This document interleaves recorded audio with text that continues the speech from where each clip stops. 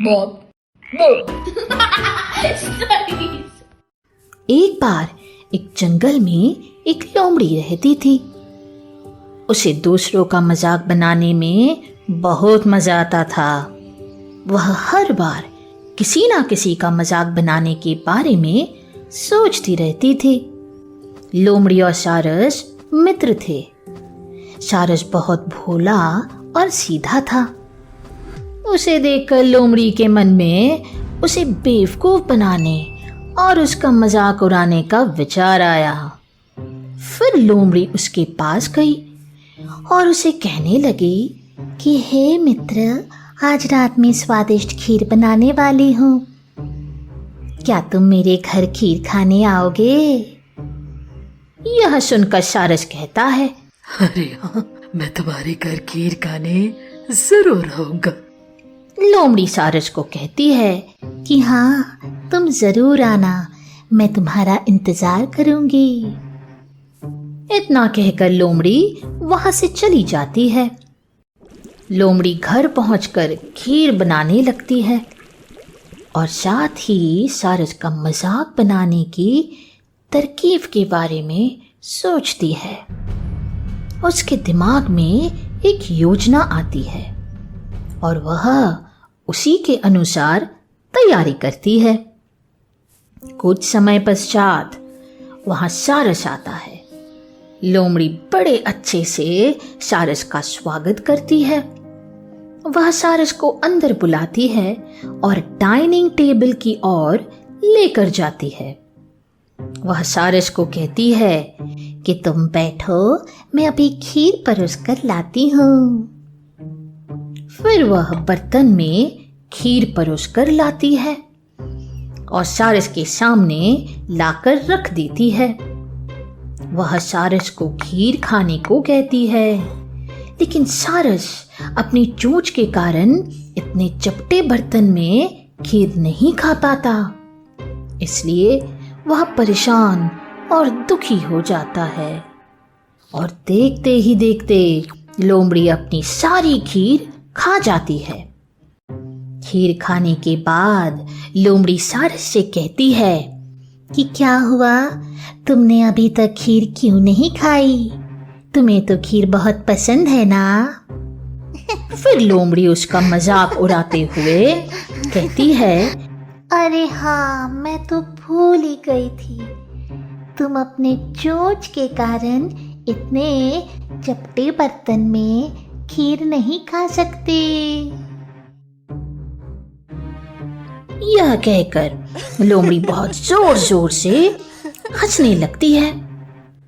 यह देखकर सारस को बहुत गुस्सा आता है, लेकिन वह अपने गुस्से को नियंत्रित कर लेता है और लोमड़ी को कुछ ना कहते हुए अपने घर चला जाता है।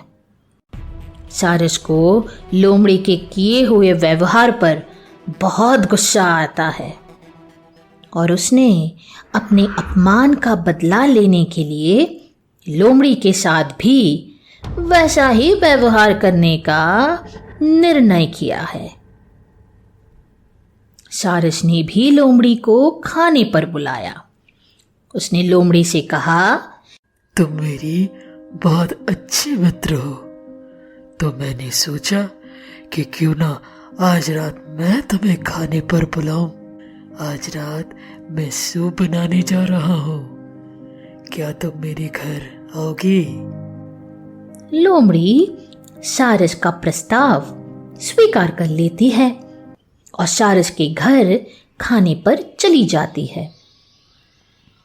सारस लोमड़ी का विनम्र पूर्वक स्वागत करता है और उसे डाइनिंग टेबल पर बैठाता है और उससे कहता है, अरे दोस्त, तुम यहीं बैठो, मैं हम दोनों के लिए सूप लेकर आता हूँ। यह कहकर वह वहां से चला जाता है और दो बड़े बड़े लंबे बर्तनों में सूप परोस कर लाता है। सारस अपना सूप जल्दी से और बड़ी आसानी से पी लेता है, लेकिन लोमड़ी बर्तन लंबा होने के कारण सूप नहीं पी पाती। यह देखकर लोमड़ी को बहुत गुस्सा आता है। सारस लोमड़ी से कहता है, अब तुम्हें पता चला कि जब कोई किसी का अपमान करता है तो कैसा लगता है। सारस की बात सुनकर लोमड़ी को बहुत अफसोस होता है और फिर वह सारस से माफी मांगती है और आगे से किसी के भी साथ ऐसा मजाक ना करने का वादा करती है। तो क्या सीख मिलती है? इस कहानी से हमें यह सीख मिलती है कि हमें कभी भी किसी का भी अपने आनंद के लिए अपमान नहीं करना चाहिए। एक बार एक जंगल में एक मोर रहता था। वो मोर दिखने में बहुत सुंदर था। उसके पंख बहुत चमकदार और रंग बिरंगे थे। उसे इस बात का बहुत घमंड था। एक दिन वो जंगल के अन्य पक्षियों के पास गया और वहां जाकर वो अपना सुंदर पंख दिखाने लगा और उनसे पूछने लगा, देखो मेरे रंगीन और चमकदार पंख, क्या ये सुंदर नहीं है? ये सुनकर चिड़िया बोली, वाह, तुम्हारे पंख कितने सुंदर हैं। काश मेरे पास भी इतने सुंदर पंख होते। ये सुनकर मोर बोलता है, तुम सिर्फ मेरे सुंदर पंखों को देख सकती हो, लेकिन इन्हें पाने की इच्छा मत करो, क्योंकि ये पंख सिर्फ मेरे हैं। तुम सपने में भी इन्हें पा नहीं सकते, इसलिए इन्हें पाने की इच्छा छोड़ दो। ये सुनकर कौवा बोला कि कितना दिखावटी और घमंडी मोर हैं। उसके कुछ ही देर बाद मोर नदी का पानी पीने गया और तभी उसने वहां एक सुंदर सा पक्षी देखा। उसे देखकर वो वहीं का वहीं रुक गया। उसे देखकर मोर सोचने लगा, वाह, सफेद रंग का कितना सुंदर पक्षी है और इसके पैर भी कितने लंबे हैं, लेकिन इसके पंख कितने बदसूरत हैं। मुझे ये बिल्कुल भी पसंद नहीं। मोर उस पक्षी के पास गया और उससे कहने लगा, तुम कौन हो? मैंने आज से पहले कभी तुम्हें इस जंगल में नहीं देखा। मोर के प्रश्न का उत्तर देते हुए वो बोला, मेरा नाम सरस है। उसे देखकर मोर फिर से दिखावा करने लगा और कहने लगा, मैं मोर हूं, इस जंगल की सबसे खूबसूरत पक्षी। मेरे पंख देखो कितने सुंदर हैं और कितने चमकदार हैं। क्या तुम्हें इन्हें देखकर ईर्ष्या नहीं हो रही है? ये सुनकर सरस हंस के बोला, हाँ, आप बहुत खूबसूरत हैं, लेकिन मुझे आपको देखकर कोई ईर्ष्या नहीं हो रही है। ये सुनकर मोर गुस्सा में बोला, झूठ, झूठ मत बोलो। मुझे पता है कि तुम्हें मुझे देखकर ईर्ष्या हो रही है, क्योंकि तुम स्वयं को और मुझे देखो, हम दोनों में कितना फर्क है। मेरे पंख देखो कितने खूबसूरत हैं, और वहीं दूसरी ओर तुम खुद को देखो कि तुम्हारे पंख कितने बदसूरत हैं। ये सुनकर सरस हंस के बोला, हा हा, मुझे पता है कि तुम्हारी तरह मैं खूबसूरत तो नहीं हूं, लेकिन मैं तुमसे कहीं ज्यादा तेज और ऊंचा उड़ सकता हूं।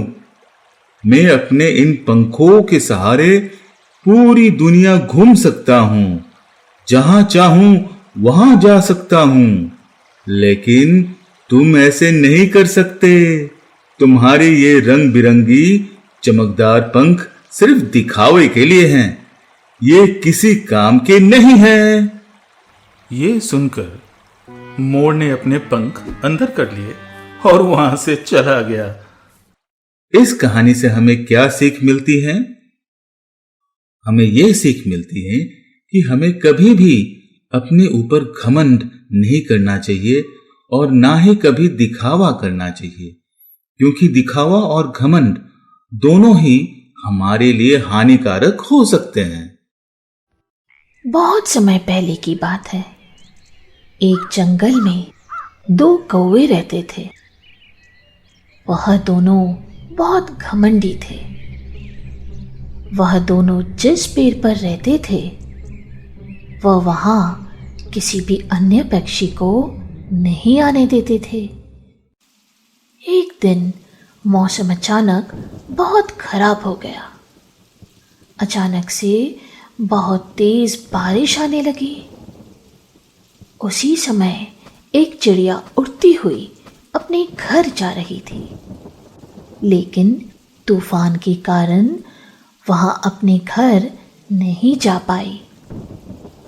वह उड़ती हुई घमंडी कौओं की टाल के पास पहुंच गई और कुछ देर वहीं ठहर गई।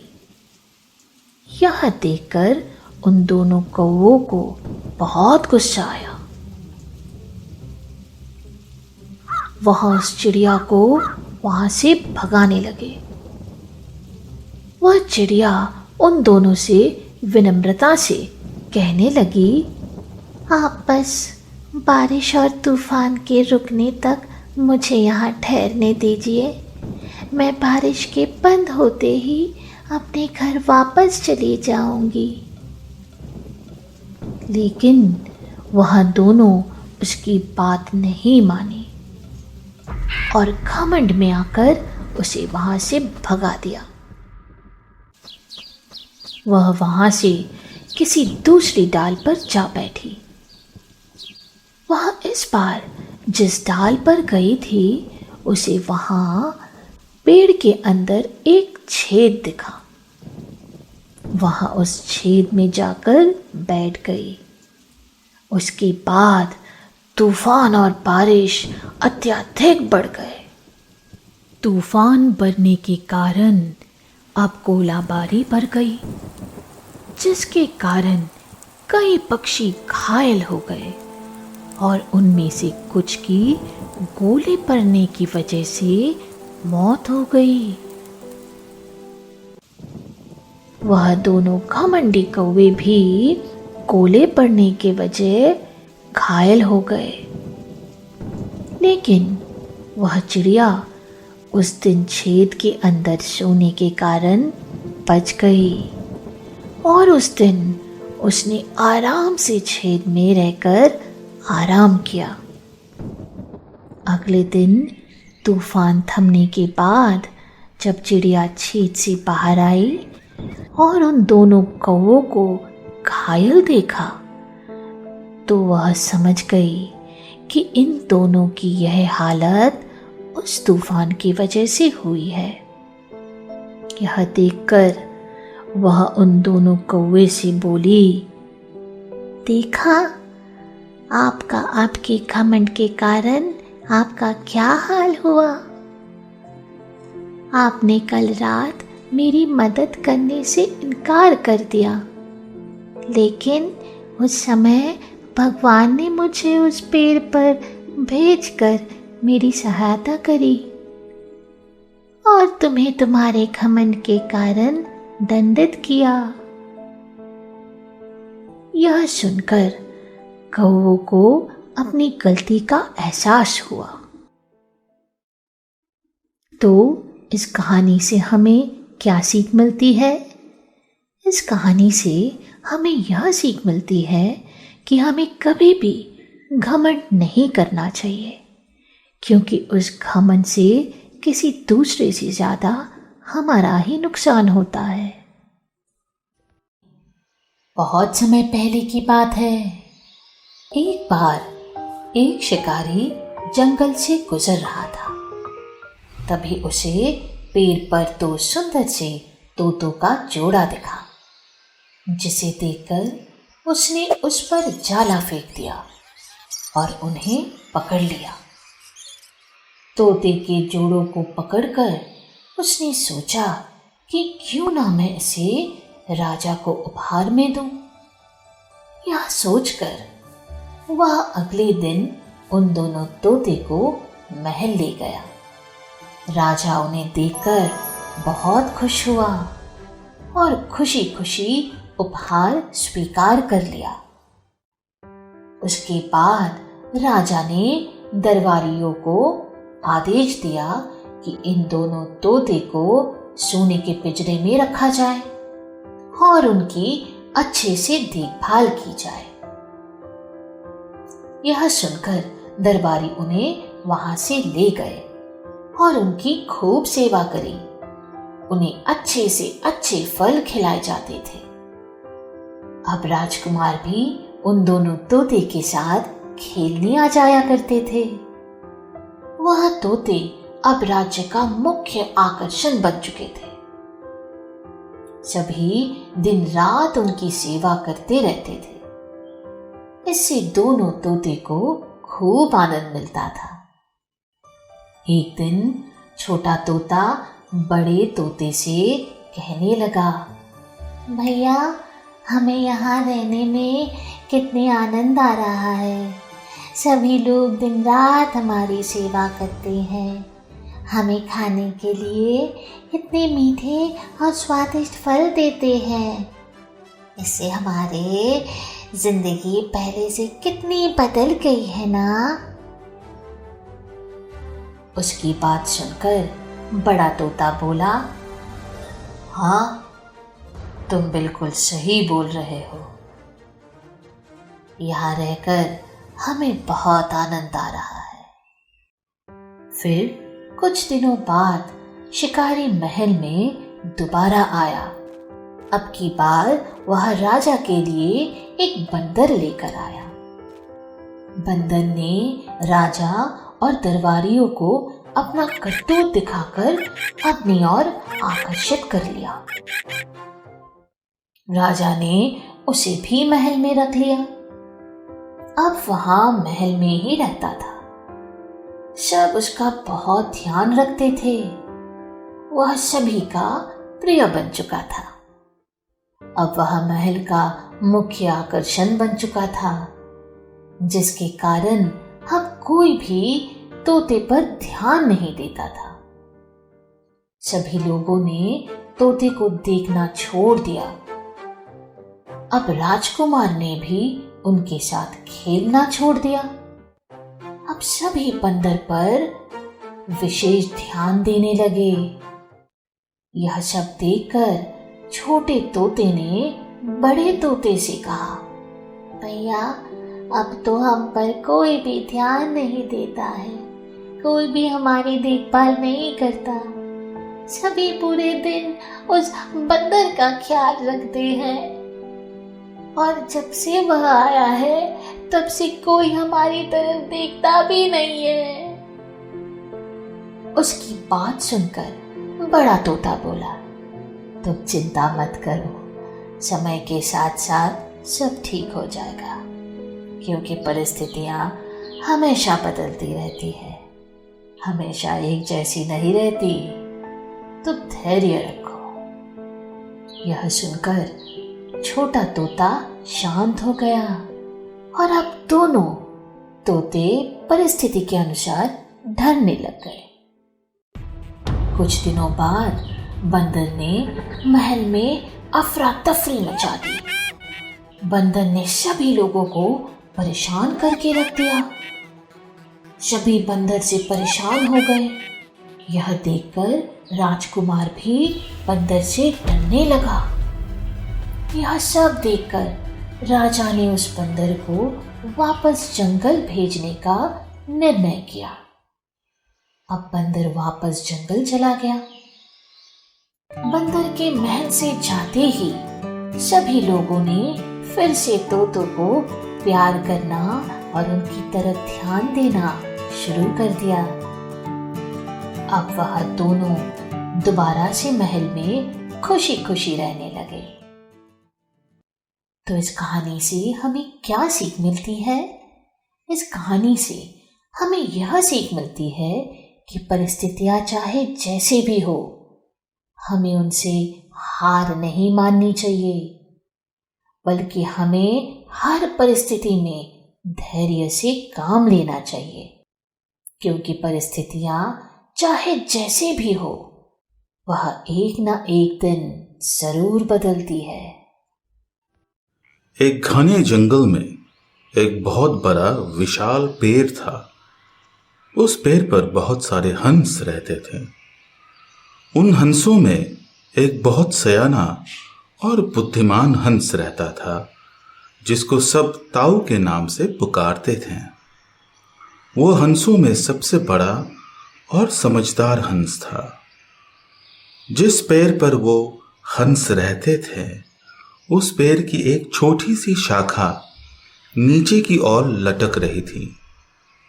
हंस, जिसको सब ताऊ कहते थे, उसने सब हंस को बुलाकर कहा, इस पेड़ के शाखा को काट दो, वरना ये एक दिन हमें मौत के मुंह में ले जाएगी। उन्हीं में से एक युवा हंस हंसकर बोला, ताऊ, ये छोटी सी बेल हमारा क्या नुकसान पहुंचाएगी?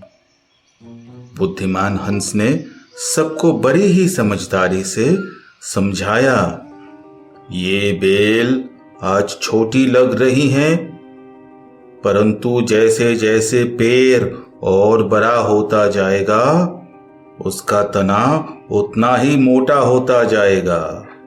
फिर ये आगे चलकर ऊपर से नीचे की ओर एक सीढ़ी में बदल जाएगा, जिसके सहारे शिकारी पेड़ पर चढ़कर भी हमें मार सकते हैं।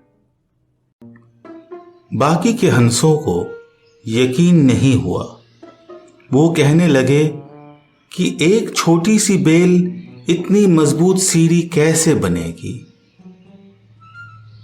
उन्हीं में एक हंस धीरे से बड़बड़ाया और बोलने लगा, ताऊ कुछ भी नहीं जानता, अंट शंट कहानी बना के हमें बोल रहे हैं, अपनी बुद्धि को हम सबको सामने दिखाने के लिए। किसी ने भी ताऊ की बात ना मानी। उसकी सभी बातों को मजाक के तौर पर ले लिया। लेकिन उन सब हंसों में इतनी अकल कहाँ थी कि वो दूर की का भी सोच सके। धीरे धीरे समय बीतता गया और एक दिन ऐसा आया जब वो छोटी सी बेल एक सीढ़ी के रूप में बदल गई, जिस सीढ़ी पर कोई भी आसानी से चढ़ सकता था।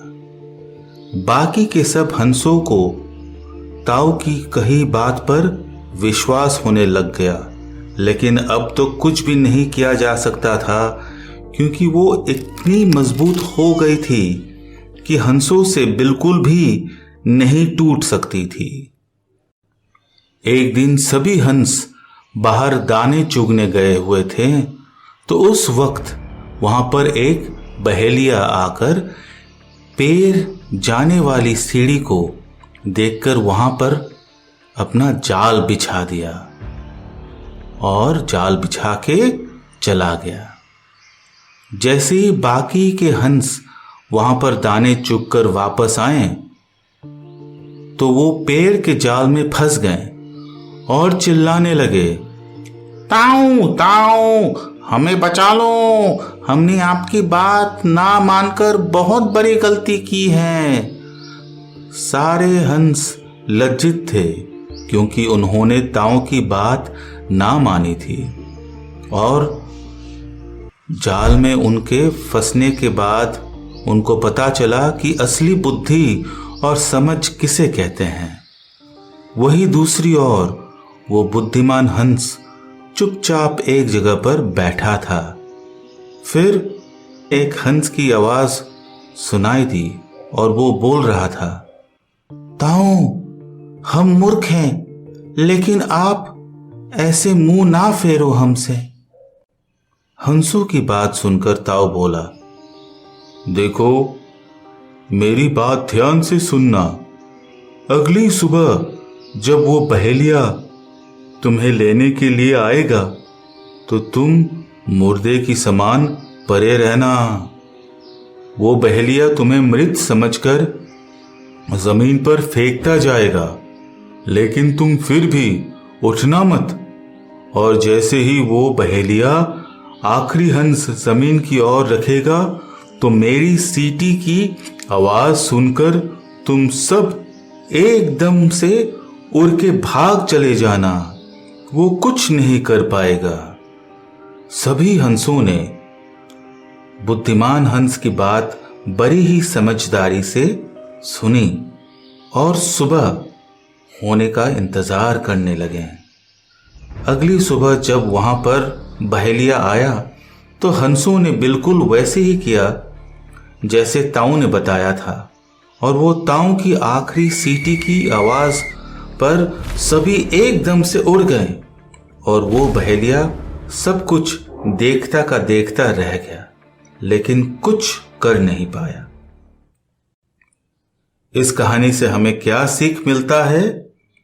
इस कहानी से यह सीख मिलती है कि हमें अपने से बड़े की बातों का आदर करना चाहिए, क्योंकि वो हमारे लिए जो भी सोचते हैं अच्छा ही सोचते हैं, और हमें बुद्धिमानों का सलाह का गंभीरता के साथ लेना चाहिए।